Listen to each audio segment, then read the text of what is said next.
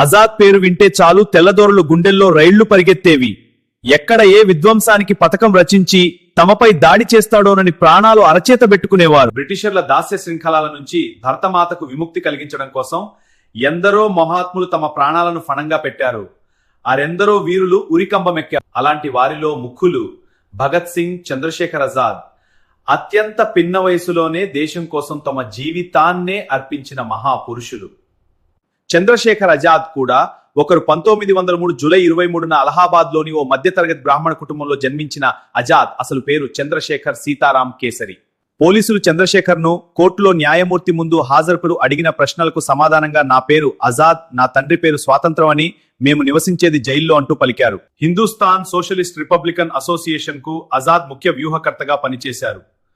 1931 ఫిబ్రవరి 27 ఉదయం అలహాబాద్ లోని Alfred park లో సుఖదేవ్ తో సమావేశమైనట్లు సమాచారం అందుకున్న పోలీసులు ఆజాద్ పై హఠాత్తుగా దాడి చేశారు.